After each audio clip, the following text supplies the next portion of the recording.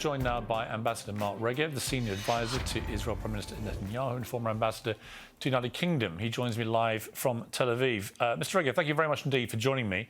I wanted to start by reading what Barack Obama, the former US president, has come out and said in a statement. He said, Israel has a right to defend its citizens against such wanton violence.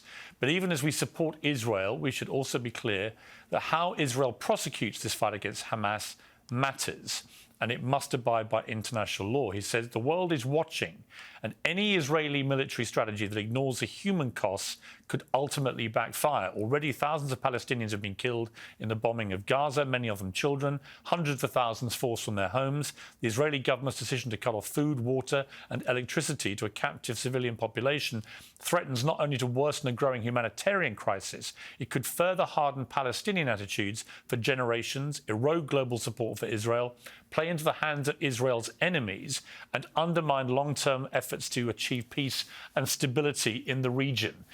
What's your response to that? So there's a dilemma here.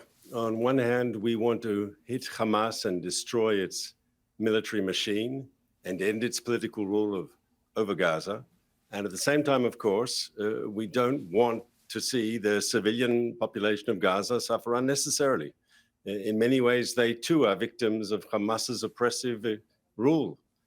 So we've got to try to balance those two. And what we're trying to do, and you can be the judge if we're succeeding or not, is we're trying to hit Hamas hard, ultimately to destroy Hamas. And at the same time, offer as best we can solutions to the civilian population of Gaza, who are not the targets of our operation. I guess what critics would say is that 6,000 civilians in Gaza have already been killed, which is 4 times as many as died in the appalling terror attacks of October the 7th. And that if there's a ground invasion, that number will exponentially rise to perhaps hundreds of thousands of innocent Palestinian civilians. And they would question whether that is proportionate.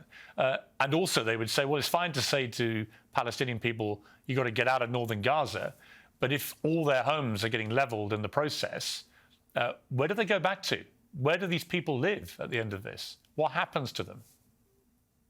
So let's discuss what you've raised. Number one, when this is over, I'm sure there'll be a massive reconstruction effort inside the Gaza Strip to build homes that have been destroyed. And I think there'll be international support for that. But we have to destroy Hamas. Now, I'd like to be able to tell you, Piers, that there won't be civilian casualties, to make a promise. Yes, there won't be.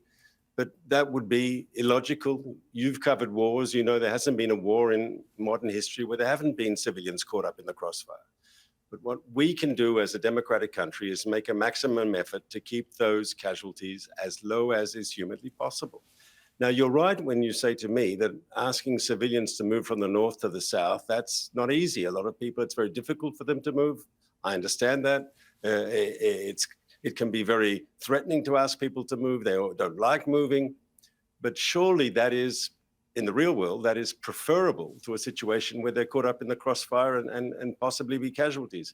And they have moved in their masses. Hundreds of thousands of people have moved from the north to the south. And now our challenge, and we're working with the international community on this, is to see what humanitarian facilities we can build in the south for those internally displaced people. And we're partners in that.